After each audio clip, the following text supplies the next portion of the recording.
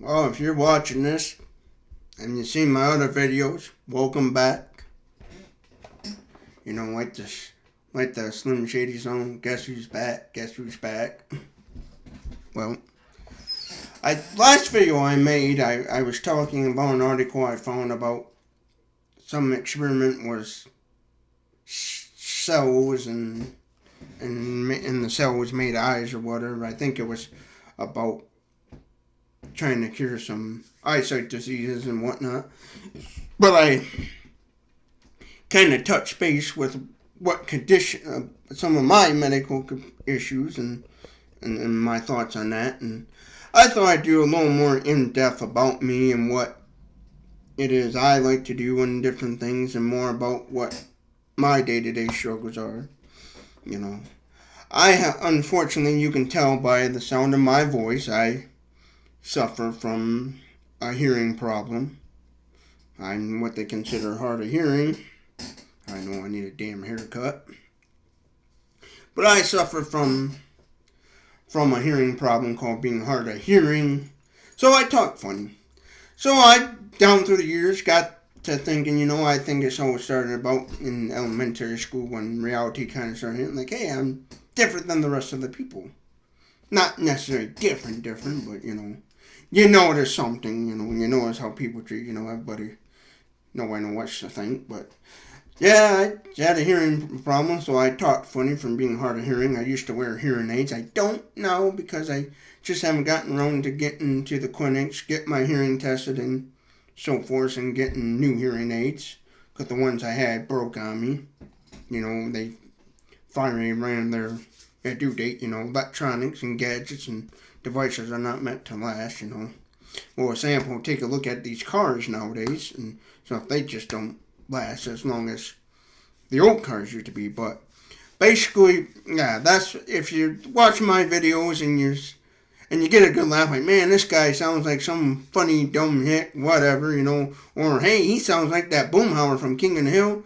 It's just due to a hearing problem. And growing up, I always figured, hey, I got this voice, some people think it's funny, so why don't use it to make people laugh and bring humor to people? Because we all need somewhere that we can laugh at, poke fun of, and be that person. That's what I always tried to be in life, is be that person that, you can laugh and make fun of. We all need to make fun of people. Like, we make fun of fat people. I'm a big overweight guy, I'm about 5'8", 200 something damn pounds. I'm a fatty.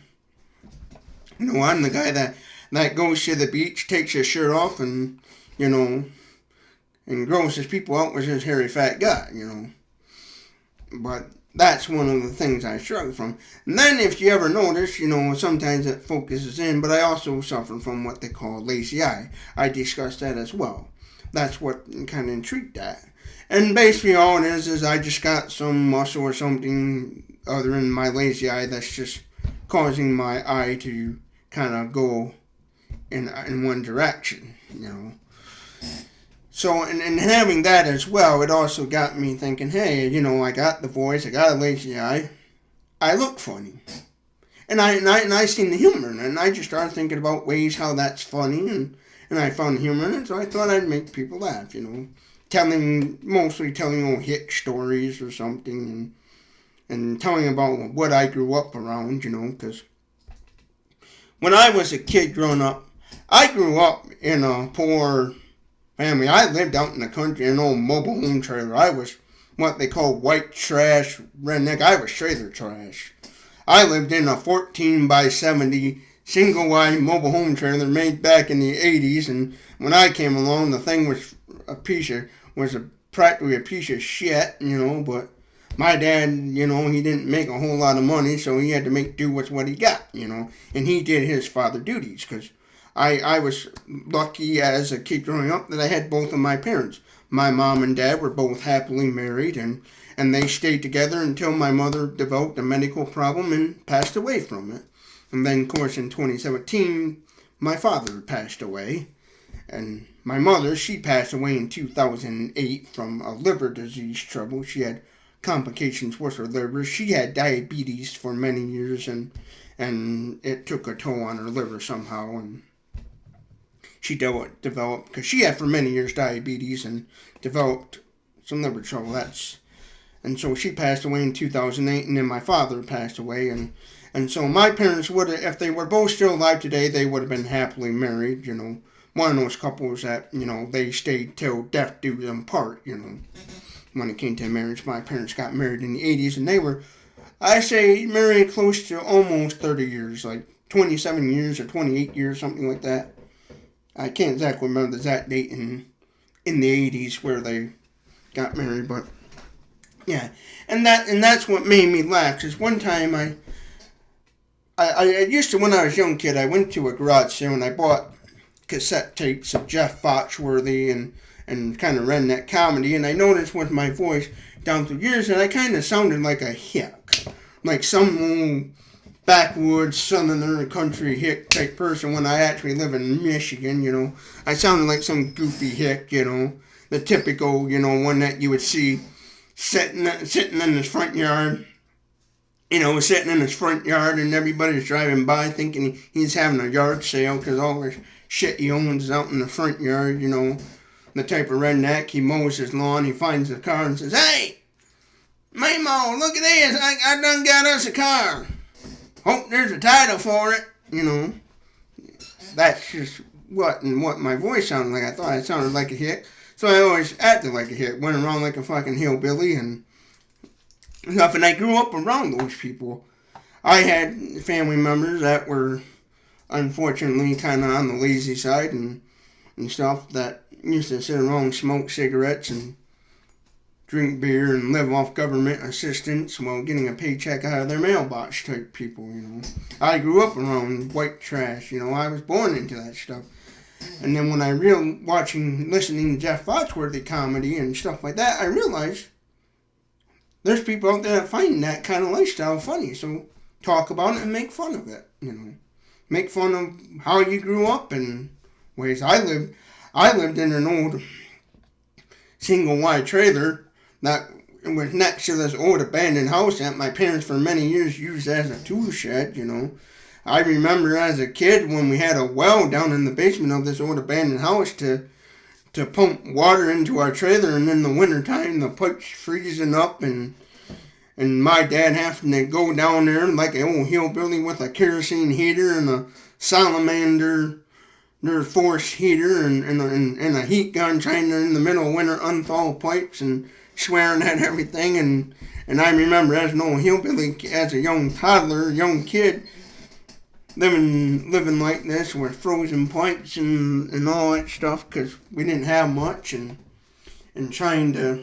my dad trying to unthaw the pipe so we get running water, and then when you get running water, you have to let the water run, quite a bit, so the rusty water will go through so you can get some clean drinking water. And truth be known, they probably, had all kinds of goodies in it even afterwards,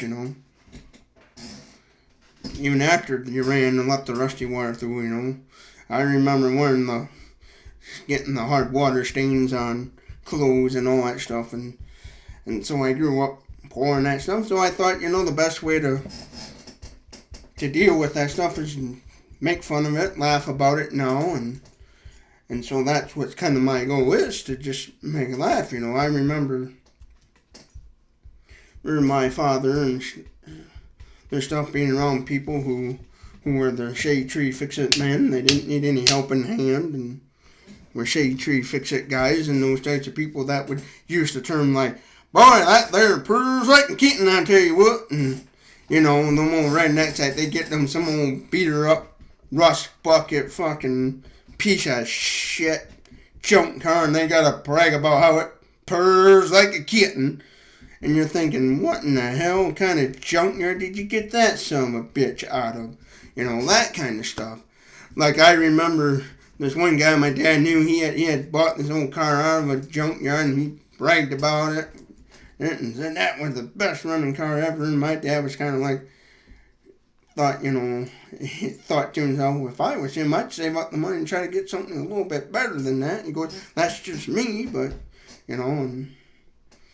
and I grew up around all those people that were, what you would identify as a hick, You know, I grew up trailer trash. You know, my parents did their part as a parent, and they struggled together. You know, my mother had medical problems, so she couldn't work, and my dad worked a factory job that didn't pay a whole lot, so he had to make do with what he got, and they did successful. They raised 2 successful boys, and did the right thing, you know, and I want to share more about my life, and if there's somebody out there that's hard of hearing like I am, I want to be able to show them that, hey, you can make YouTube videos, you can go out and still do things. You know, don't let your medical problems bring you down. If you got a lazy eye, you're hard of hearing, or you're deaf, or whatever, don't act like, oh, I can't do nothing, and I do that, you know, no. You can get up and work, you can do things. For example, what I'm doing right now, I'm making a YouTube video. I'm not yet at the requirements to get monetized and make money, but if you work at it, you can make YouTube videos, make daily blogs about whatever, do whatever. You can do things, and that's what I tried to do with my lazy eye trouble, my hard of hearing, is make people laugh, because I thought I could turn that somehow into a career path. I haven't been successful at it, I'll be honest. Right now, I'm 30 years old, and I ain't been successful at it, but don't give up, keep trying, figure it out, eventually you will. And that's what my life is like. And then, you know, I grew up around that stuff, and on top of that, since I grew up around hicks, make fun of the lifestyle I grew up around. Do like what Jeff Foxworthy basically did, and what Ron White and all these comedians, that's what they do, talk about what they know and what they seen down through here. I seen so much stuff as a kid, you know. I remember having an uncle one time sitting there with a pack of Marlboro cigarettes and lighting up a cigarette, having his wife in the passenger seat of this old junk car, and him pushing it while she's trying to pop the clutch just to get the old hatchback car running. Because one time he had this old, I think it might have been a hatchback Escort, an old 80s Escort, because I was born in 1990 and it was an old 80s car. And it was a standard transmission, manual transmission, 5-speed, where you had to put your foot on the clutch. And then it was always funny because he was one of them old hillbillies. He'd go out and blow his money on pointless stuff, and instead of trying to have a car or something decent, he'd have his wife. He had one time had his wife pushing the car while his wife was sitting in the driver's seat trying to pop the clutch to get her going, you know, sitting there be pop, you know, like you do to get the damn thing started, and then that was kind of funny as a kid, and seeing, and you know, and seeing and listening to hillbilly people talk about when they finally get some old rush bucket back up and running, saying, yep, it purrs like kitten, got that thing going, yep. You know, I've been around those guys that would light up that cigarette and be like, yeah, I got that car purring like a kitten the other day, you know. Yeah, she runs good, man, she runs mint. You know, they have to brag about it. And I grew up around those rednecks that would take a story that normally would last only 23 minutes or 30 minutes, you know, a little, like 5 or 10 minutes, and they'd be like, because normal people, when they tell a story, they would be like, yeah, you know, I finally got that car run the other day, blah, blah, blah. They just make it sweet and simple.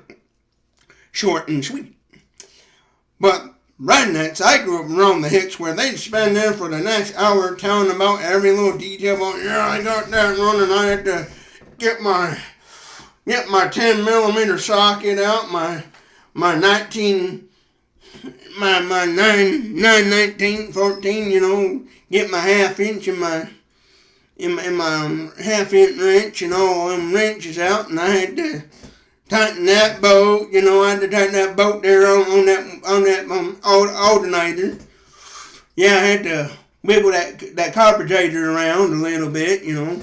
The ones that sitting there, they got that cigarette with that ash, that just really long ash that just won't fucking break, and you're like, fuck it. And then they got shag carpeting in their ratty ass old shag 70s carpet on their fucking mobile home, and you're just waiting waiting for that ash just to fall down and set the carpet on fire.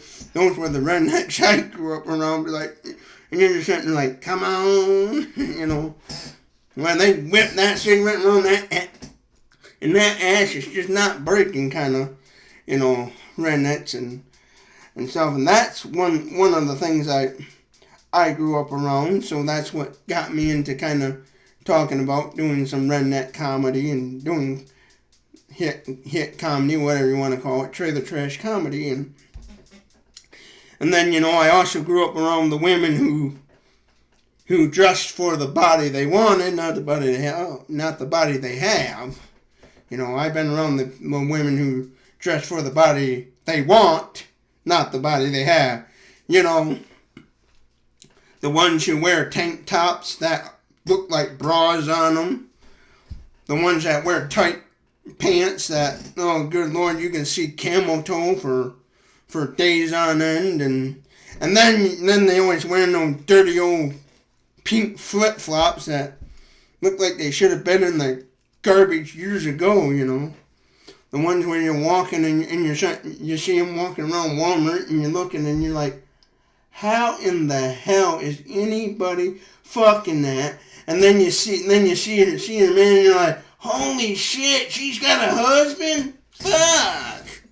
That making you think, God damn, who would touch that? And then and the redneck woman, the ones I'm talking about, the ones you piss off, and they'll whoop a bitch's ass, the big burly, wears the bra's 2 sizes too small, and they're one of them big old jugs, and they're big burly women that get strong and say, yeah, I'll whip anybody fucking ass. Talking about, one time I had to discuss with a lady about women getting abused. She flicks her cigarette, she goes, fuck, Jack, and some man wanted to whoop my ass, I'll beat the shit out of him. And them old redneck, roughneck women, I grew up around that shit. One that's like, fuck, I whooped that goddamn some bitch's ass, hell. I ain't scared of no man shit. The ones that nasty, look like they got hair on their titties, and moles in weird places, and you're like, ugh. But they managed to find a man, And I grew up around those people. I grew up around that stuff, and heck, I lived in a mobile home trailer next to an old abandoned house that we used as a shed, and lived that lifestyle. I had a grandpa that always was hoarding stuff, and so he made the yard look trashy with hoarding weird piles of wood boards, and he'd say, one of these days I'm gonna do something with that pile of wood over there, and would never do anything. I don't know what it was. He just loved hoarding old skids and miscellaneous boards and stuff, and then you'd have to get your mower out and mow around it, and hope you don't wreck the mower blade, Damn it, what did I mow over, And that's what I grew up around, so that's what I thought, make a YouTube channel, get out there and do jokes about that stuff. Do jokes about what I grew up around and what I've seen, I grew up around those beer belly, white trash, big further better than you type women, them big old ginger type burly women that would put a man in his place and all that stuff. I grew up around that stuff, so I thought I'd sometime make videos about that kind of stuff and about my life and try to see what I can come up with and see if anybody's interested in watching and seeing, It's trial and error around here and see what people like and dislike, Well, I'm going to end this almost 20-minute long rant video and hope you enjoy it and hope you enjoy watching it, and if you want to see more, like, subscribe and favorite and do all that stuff, I like all other YouTubers, just like, subscribe and favorite and help me out. Help me grow and get out there and bring some enjoyment to you people. and make some enjoyment to you.